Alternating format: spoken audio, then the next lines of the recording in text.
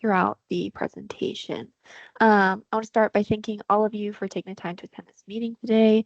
My name is Corinne Buckley. I'm a planner in the Environment and Development Department of the North Central Texas Council of Governments, and I help support our Water Quality Management Plan program, part of which includes the OSSF documentation efforts that we'll be talking about today. And I'll let my colleague Alyssa Knox introduce herself as well. Good morning, everyone. Thank you so much again for taking the time to be here. My name is Alyssa Knox. I am an environment development planner with the North Central Texas Council of Governments as well. We are thrilled to be talking about on-site sewage facility management and how we can increase that in the region. So your attendance and your ability to share feedback is really important today. And so we're excited to get this kicked off. One thing I will note, we had requests from folks who couldn't be here to please record the meeting. So we are recording. We will stop the recording when it gets time for the roundtable portion, so folks can feel free to share and ask questions without feeling like their answers are going to be broadcast worldwide. But happy you're here. So we're going to start the presentation, start the meeting today with a presentation from Heather Fern at the Trinity River Authority. She's going to be talking about the work they're doing with OSSF remediation in the Joe Pool Lake and Village Creek Lake Arlington watersheds. And then NCTCOG is going to provide an update on the work that's being done on the OSSF database project. And then we'll close out with the roundtable discussion. So I would now like to introduce our guest speaker, Heather Fern. Heather Fern graduated in 2013 with a Master of Science degree in biology from Southern Connecticut State University, and in 2021 with a Master of Science in Environmental Engineering from Southern Methodist University. She's previously worked at Dogwood Canyon Audubon Center as an environmental educator, Brookhaven College as an adjunct faculty, and the City of Plano as a senior environmental quality specialist. In 2020, Ms. Fern began working as a watershed scientist, 3 at the Trinity River Authority of Texas to manage watershed and flood risk reduction, response, and mitigation grants that fall within the 18,000 square mile Trinity River watershed. She's currently responsible for the implementation of best management practices in the Joe Pool Lake watershed and the Village Creek Lake Arlington watershed. So Heather, I will hand it over to you. Great, thank you. So I'll turn my camera on quickly so you can see me.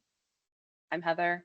Most of you probably know me. I'm going to turn my camera off because I'm at a conference and there's not good service here and I don't really want to hold my phone. It's just awkward. All right, so to get it started, we applied for funding for the Joe Pool Lake and Lake Arlington Watershed Protection Plan implementation of septic facilities in 2023, started fiscal year 2024, and it should end August 2027. And we are partnering with Texas A&M AgriLife Research and Texas A&M AgriLife Extension. Yeah, next slide. Thank you. So, nope, go back. Sorry. So federal funding, we'll be receiving $286,000, and our match is stemming from Trinity River Authority as well as Texas A&M Extension and A&M Research in kind. So from our salaries, indirect, and fringe. Okay, next. So we have 4 main tasks. We are going to be working with the COG in counties to develop an OSSF ranking criteria, repair and replacement program application. We'll be inspecting, repairing, and/or replacing, most likely replacing, up to 10 failing septic facilities within the 2 different watersheds. And we'll be hosting education programs regarding the proper maintenance of septics within the watershed. And we'll be building that geodatabase and inventory to use that as our focus. Okay, next slide. So this map was developed based on our Joe Pool Lake and Lake Arlington Watershed Protection Plan. So we had previously done a count of all the septics and an estimate of the unpermitted septics in the watersheds. And Lake Arlington Watershed Protection Plan was finalized in 2019, and Joe Pool Lake was finalized in 2022. So we're still asking for all of y'all's new data, but this just shows the heat map in that Rendon, Tarrant County, Northern Johnson County area of where we suspect we'll be doing a lot of our work. Next slide.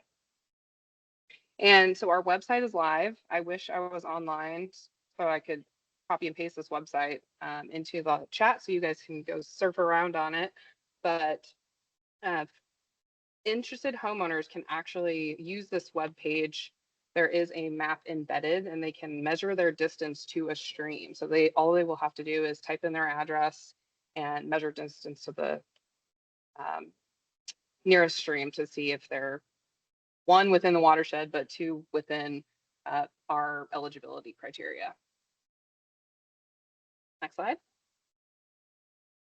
So this is one of our flyers that we have developed, and we are asking that the authorized agents and designated reps, if you wouldn't mind, make this available in your office. Maybe just post one on a board somewhere where the public can see, such as your installers that come in for, I don't know what applications, you name it. And we're also asking if you would be willing to provide your contact information for your preferred or licensed approved installers for your areas, because we found that the TCQ only provides the names and the active licenses. They don't actually have contact information. We're hoping we can make that available to the homeowners when they submit their application. All right. This is Gabrielle's slide. I'm not sure if he is on yet. Yes, I am. Awesome. Okay. Yes, Gabrielle, introduce yourself, please, and take it away. Okay. Thank you, Heather. Yeah, I'm here to present 3 of these slides of this presentation. My name is Gabriele Bonaiti. I am an extension program specialist with AgriLife Extension, Texas A&M AgriLife Extension. The reason we have been involved is because we have a similar project along the coastal zone of Texas and in the Lampasas River watershed. And so we have been creating kind of a methodology to create and update a database of estimated location of the system with a few main information that are useful for TCQ, EPA to do their evaluation. So the main information that we want to have is the age of the system, the location, and the type of system treatment, if it's a conventional or an aerobic treatment system. To identify the location, we use a method based on 911 point and overlap that with estimated sewer service areas. So that's the type of information we need. And then to update it, we have to, and to connect the location to available information, we need to interact with authorized agent to have this information from the permit database. What we do is to locate the systems exactly on each home, or we try to do that. And then we review the work with the authorized agent. If you can change the slide. Yeah, this I wanted to show just as an example, because when we locate a permit, we have only an address, and the address sometimes is not very clear where it falls. For example, in this case, we have a 911 point on top of the parcel, but there are 2 buildings, and we don't know exactly what building refer the permit. So at that point, we need to have some conversation with the authorized agent, unless, and this is what I wish we could get there, is unless we have a certified coordinate from the DR already, the authorized agent, that when they give us the permit, they also give us an exact location. Next slide. So within I wanted to mention this because within the coastal zone project that we started in 2015 and is still ongoing, we set up a course on in person that offers CEUs, where we talk about best practice to manage and share spatial data.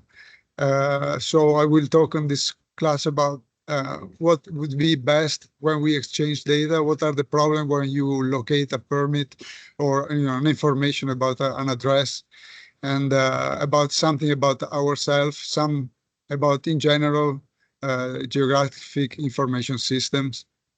And we offer this in person. We'll start offering this year. And so if anybody's interested, we can do that probably also outside the coastal zone. We are now asking if we can offer that also via online, like Teams or Zoom. And so if that is going to be allowed, we can offer that as well. I think I'm done with my slides. So I think I give it back to Heather. Thank you. Yeah, so regarding the geodatabase, we are creating an interactive map online so that the AAs and DRs can verify some of the points. And so if you have access to ArcGIS, if you could share your ArcGIS email with us, then we can add you to this map. And we also wanted to talk with y'all separately to just get your opinion on viewing everyone, all different counties' data, like how you feel about all the data being available to the other county DRs or city DRs, or if you just want to view your own individual layer. So food for thought.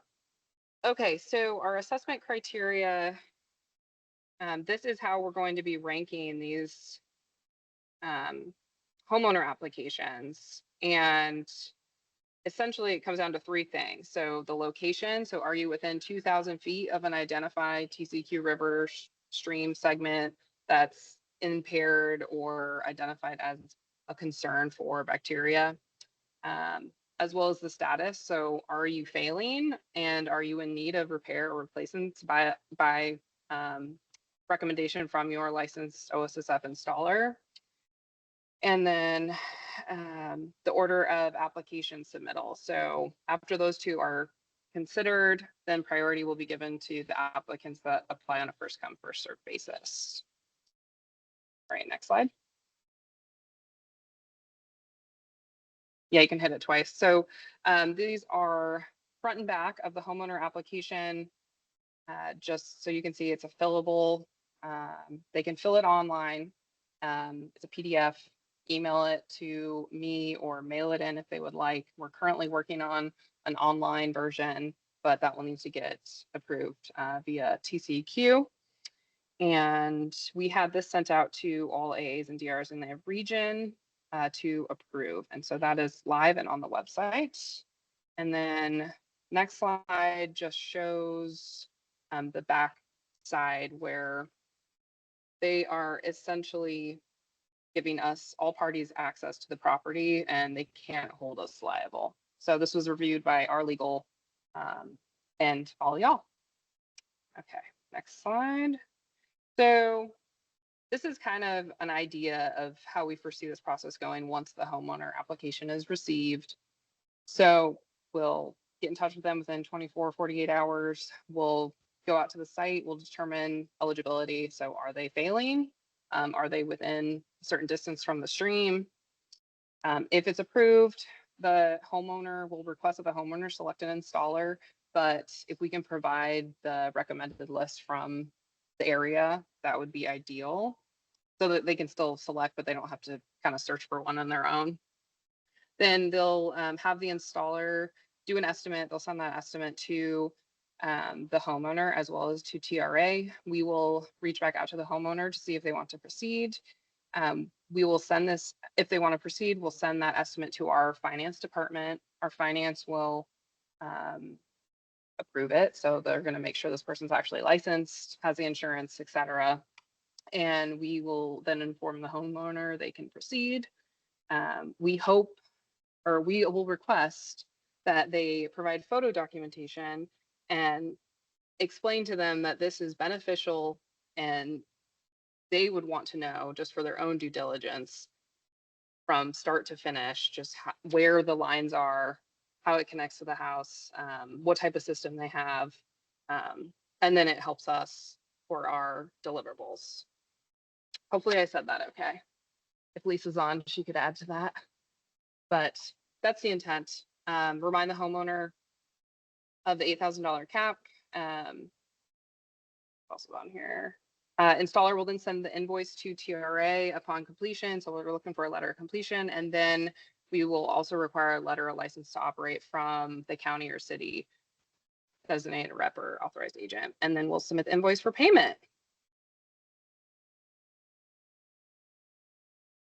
Yeah, so we're hoping to hold a septic system clinic, and this screenshot in here is from the Lampasas watershed.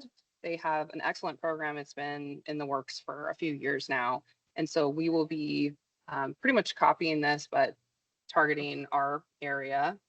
And we'll provide an overview of this program, talk about health and safety, how to care for and feed the system, and general maintenance procedures.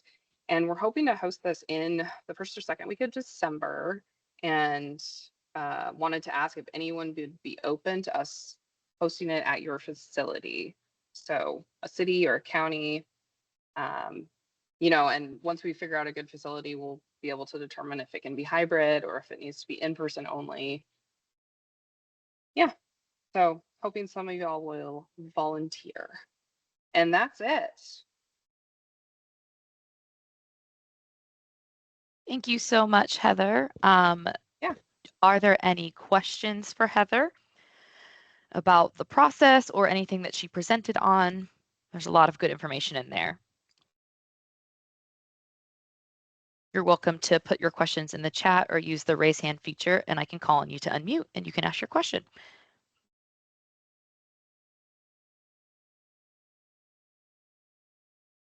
Tom Biles, go ahead.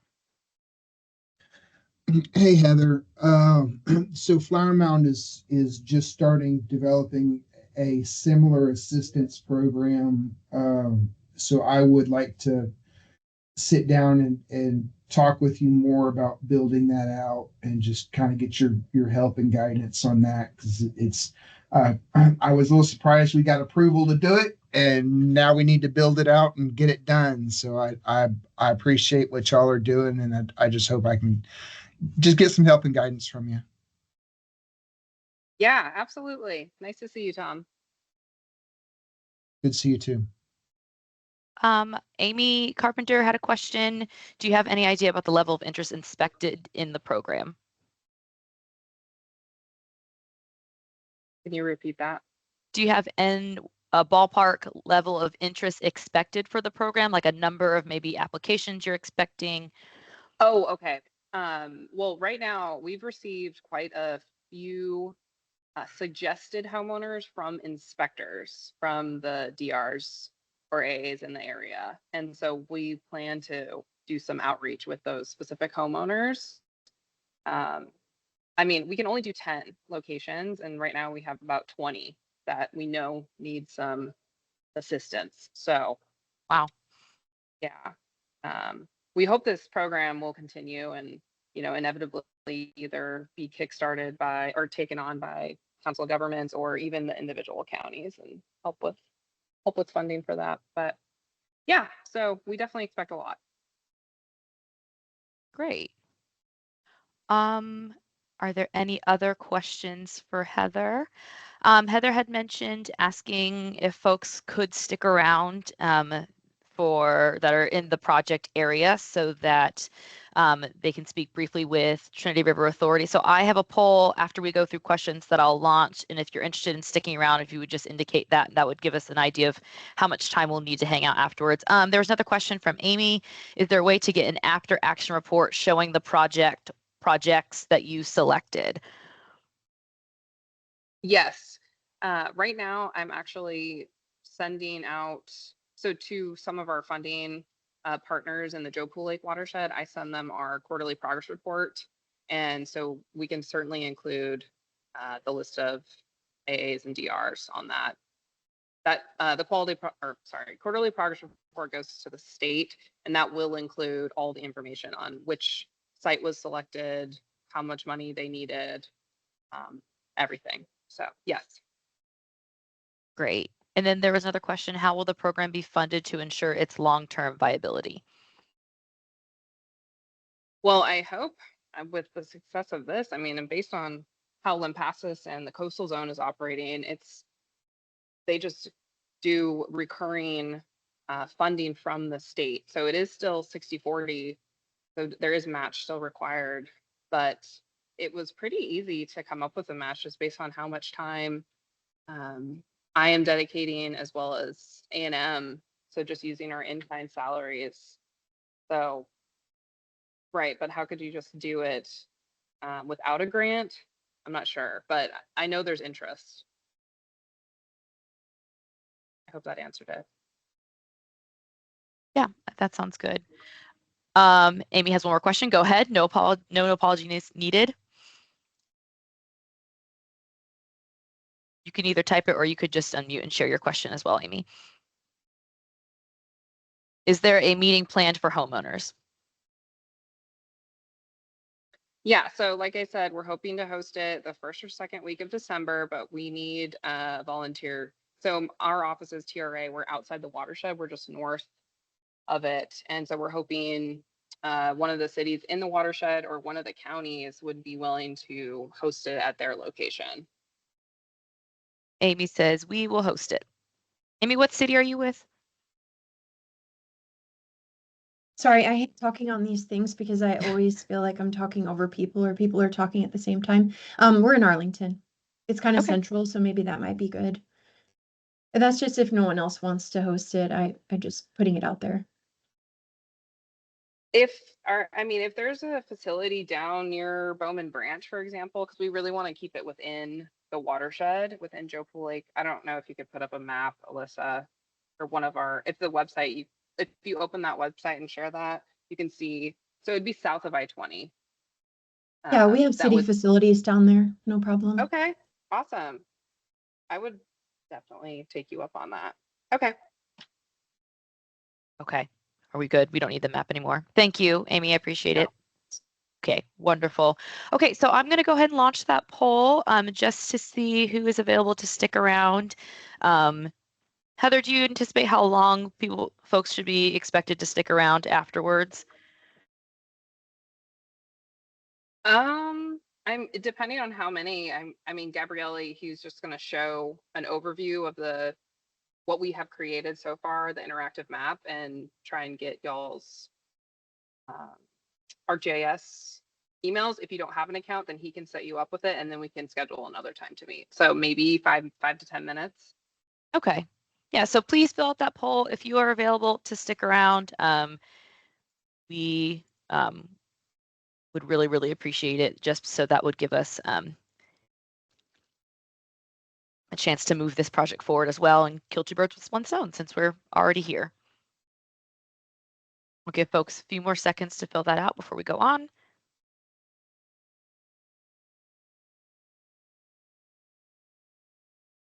Okay, looks like we got some folks sticking around afterward. Thank you so much for your time. We appreciate that. And I'm going to go ahead and take control. Let's see. Can you all see the slides now where it says updates on the OSSF database project? Yes, wonderful. Okay, great. Thank you. So I wanted to give an update on the database project that the COG is working on. Last year, if you remember, we had our first roundtables. We hosted 3 identical meetings on building out the OSSF map for the water quality management plan. In addition to that, we were working to work with Houston Galveston Area Council with HGAC on perhaps building an interactive OSSF data mapping tool as well. So 2 separate maps, but we hosted those meetings to try and get the ball rolling on both of those. And so as a result of those 3 meetings and the work that we did last fall and in the winter, we were able to add 12 new entities to the map, which doesn't sound like a ton, but when you consider that one county or one city will have thousands upon thousands of addresses, there was a lot of new systems added that we were able to identify within the region. So it's really, really exciting.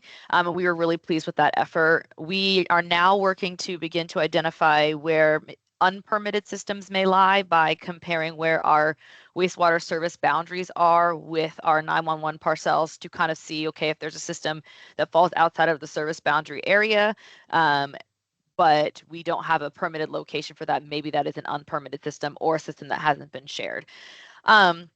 And so we are working to streamline that data to be more uniform regionally. And I'll talk more about that in a second, but I wanted to highlight our efforts here just because I always feel like it's a great idea to celebrate the work that goes on, the work that we did. So this is what we submitted in our 2023 Water Quality Management Plan update. This was submitted to TCEQ in August of 2023. And then we hosted those roundtables in October and November that following fall.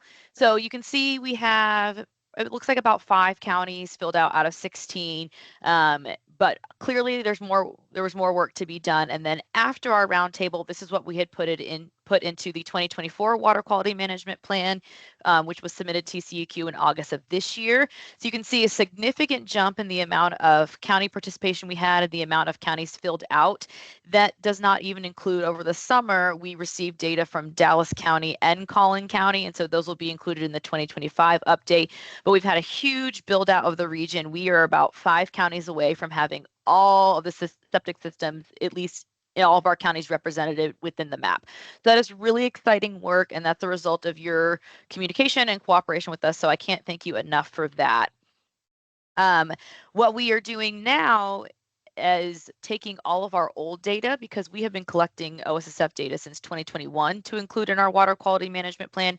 So we are now converting that data into a new template to streamline that use in building out the interactive database. So for the map, the static map in the water quality management plan, you just can view the single points of where these systems lie within the region. For our interactive database tool, we want to do something a little more that shows density of within each county, how many OSSF systems per square mile exist.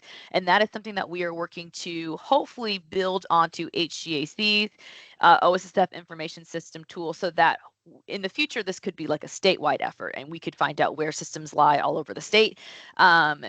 Right now, it's just our 2 COGs and our regions working together on that. And so what they are doing is they're taking a look at our data, see if it aligns with their system and what they have. So we are streamlining their data into all of our data into this template, so it matches up regardless of where you click, regardless of what city or county you go for. So what I'm going to do is I will share the template that I have open so you can see kind of what we're working with here. Let me see if I can do this correctly. I'm going to share this window. Okay, everyone should be able to see an Excel spreadsheet. Is that correct? Yep. Okay, great. I'm seeing some thumbs up. Wonderful. Affirmative. Great, thank you. So this is the data template. So this is what we are taking. When we began collecting this data in 2021, all we asked for were just addresses. We just wanted addresses that we could geocode in GIS and get them to be points on a map. So some people shared all the information they had. Some people shared just their addresses, which was fine. That's all we needed. What we are doing now is converting all of our old data to this new system and trying to fill in the blanks and fill in the gaps. So this is a sample of the template. I will send you the template when we do a follow-up. If this is a helpful tool for you when you are doing permitting and inspecting to fill this out, and it makes it easy to share for you, it makes this easy to map, then it's a win-win. We want to make sure this is an easy process. It's not something we're obviously forcing anyone to use. So you can see over here in column A, we have the permit number, the permit date, and then that permit year. As Gabriella was saying earlier, it is really helpful to know where there are aging systems, especially in our interactive database. If we see that there's a part of this a county with a high level of system density and they're all pretty old systems, that gives us an idea that maybe this might be an area that would need some support, especially if it's really close to a watershed. There may be chances for us to pursue funding and support for that. So in column D, you have your system type, which isn't to be confused with the system classification. We'll talk a little bit more about that later, but system type is your conventional, aerobic, really about the system itself. System classification more has to do with the land use, particularly the zoning, whether it's residential, commercial. If there was an industrial use with a system, something like that would go in this column. The authorized agent, that is the actual organization that does the permitting inspecting. So we have John Doe permitting. It could be the city of Dallas or whoever. The first and last name of the system owner, that will never ever be shared. That is just for our information. If there's a concern, if the designated representative needs to contact that family or contact that person, that owner, to address something with the system or get a clarification on something. That's not something that we'd ever publish publicly. So I'm going to skip columns I through J, and I'm going to scroll over so you can see the full address, and then we'll go back and break down the address itself. So over here in column Y is the full address with the unit number. So 567B, South Jones Road, Unit 125 in Unicorn City, Texas, and then our zip is 12345. In column T is the full address without the unit. The reason that we do that is because often geocoding does not geocode the unit with it. It gets a little confused. Sometimes it doesn't always know what to do with that. So this is typically when we put these systems into GIS, this is what we tell them to geocode and spit out a point for. This unit over there here, as TRA was saying, though, it's still important to know because you might have an address, but there are multiple units within that address. And so it tells us what system that unit lies on, and so where there might be additional support needed. But it's going back over to column I, and so it's just that broken out, the system number 567, or the street number, excuse me, and then the street number suffix, which is that B. There's not always going to be a street number suffix. More often than not, there won't be. The street prefix, so in this case, it's South Jones, the street name. So the street name, sometimes that can be confusing because it's very typical to say Collins Street or Jones Road. The street name here is just Jones. And then when we get down to column N, that's where you would put street, road, lane. That is where the street type exists. And then the street suffix, so say if it's not South Jones Road, it might be Jones Road South. So even though these seems like these maybe should be switched, you're going to put that south right there in column N. The unit number is 12435 or 125, excuse me. Then we have our city, Unicorn City in Texas, obviously, our zip +4, and then our county here. So this is in Glitter County. And then if you are one of those agencies that has the coordinate data available, you would put your lat and longs in columns U's and V. If not, that is what we are in the process of using our own geocoding software to go through and fill out those columns ourselves. Subdivision, if you happen to know that, so Whispering Forest is the name of the subdivision. Again, if we see that there's a lot of systems in Whispering Forest and they're very old, that gives us an indication of where there may be some support needed. If you do geocode your systems, column X is your georeferencing method. So we typically use the census geocoder. That tends to be the most user-friendly for our group of work. So I would put our census geocoder in there. If you have a different method of getting that, some people are using cell phone locators as their indicator of where or Google Maps, whatever you're using as your method, that's what we would want to know in that column. And then just the zip code without the 4 digits is here. And then in AA, your source would be your name. So I am going to stop sharing the screen and then ask for any questions about that. Okay, so what I want to show you now, I'm going to share again, and I will want to show you the database that we want to build with this. Give me a second. Here we go. So this is a similar database that we want to build with this system. Okay, so this is HGAC system. You should all be able to see the Houston map. And you can see there's density levels. There's a heat map of where there's a lot of OSSFs that exist. Green is less, red and orange, there's going to be a higher density of the septic system. So if you zoom in further, if you pull up, I'm going to pull up the legend and our layer list and our legend. And so these colors tell us how many permitted OSSFs there are per square mile. So if you zoom in here, you can see in the Stagecoach area, there seems to be more. This red area, there's a high level of density. And then as you zoom in, these colored shapes are indicated are the agents. So our red circles are Austin County, our red triangles are Fort Bend County. So they're just your basic symbology. And so we want to if we can work with them and build onto what they are doing, which is why we're trying to streamline our data. If for some reason we have to go a different route and build our own, that is totally fine as well. But what we will be doing is something much similar to this. And you can see down here, there's permitted OSSF by permit age, whether it's less than 5 years old, how old. So if there's, like I said, if we can see a huge density and there's systems that are 20 years old, we know, hey, they might need some support. Okay. So any questions? I'll pause here. Any questions about any of that before we go on to our roundtable portion? Okay, Corinne, are you able to share the slides and get them back up? Yeah, it should be sharing. It's just loading. Okay. No problem. Thank you. While we're waiting for that, is the template something that would be helpful in your data collecting efforts? Is that something that you feel like would be usable, or are there things that maybe we can change? We would love to have your feedback on if that template works for the work that you're doing.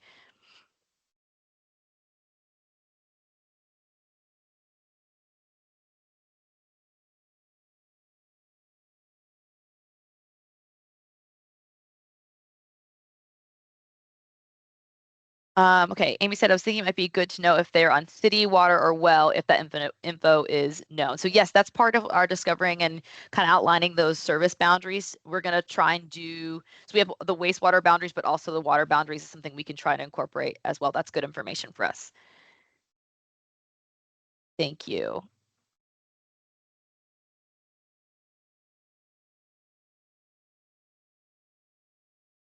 I don't know if I'm synced to you, Corinne. I'm seeing It should be on the data collection slide. Okay, maybe I need to just, okay, great. Can you click forward to the next one? Yeah. If there are no other questions about that, I want to just talk through quickly some potentially confusing field types. Like I said earlier, the system type and the system classification can get confusing. So just remember the system type is all about the system itself, that the specific system being installed and how it functions. If it's a conventional use or a low pressure dosing, anything like that. And then our classification has to do with the land use, whether it's a residential, commercial, what is specifically the service of that. And then the street type, like I said, it gets confusing because you want to put the type with the name and just call it Jones Road, but really we separate those out. And it seems like that's a really tedious thing, but the reason we do that is so we can determine if there's an incomplete address, if we see that it just says 123 Jones. And it's very common when we talk, we might say, oh, there's really bad traffic over on Jones right now. But for mapping, we don't know if that's Jones Street, Jones Road. Sometimes Jones Street intersects with Jones Road and it gets really confusing. So that street type is solely, is really, really important. And that's why we break it out like that so we can see where there might be further investigation needed. So some common issues that we see with the, hold on one second. Okay, common issues that we see with the setting up of the database and with conversion is city identification. If you are a county entity, there's a lot of times it's very common that we will get a 123 South Jones in Unicorn City or in Glitter County, but we don't know if that's Unicorn City, if that's Rainbow City. We don't know anything about what the city name is. I haven't been able to find anything that will mass geocode things without a city or without a zip code. So that city really is important. Our wonderful, wonderful interns are just going one by one through tens of thousands of addresses in Google Maps, putting in the address, putting in the county, and finding the city and the zip that way. So you can imagine that would significantly slow down building a tool like this. And so if you can share the city, that would be really, really appreciative if you're doing this at the county level. Like I already talked about the lack of street type, that gets really important. And then missing suffixes and prefixes. So if there is a Jones Road, but in the same city, there's a South Jones Road and a Northwest Jones Road, really being specific with that suffix or prefix is helpful. There's been times where we've had addresses bounce back because there was a North and a South Jones Road, but now we would just receive something that said Jones Road. So we don't know what the suffix or prefix is, and we can't map it because we just don't want to guess. We want to make sure we're as accurate as possible. So there's some common issues and pitfalls to think about when we're sharing and streamlining this data together. You can go to the next slide. Okay, so now we will stop talking because we want to hear from you, which is why it was so important for you to be here. And we want to get rolling with a good roundtable discussion to get your feedback on what you're seeing in the region.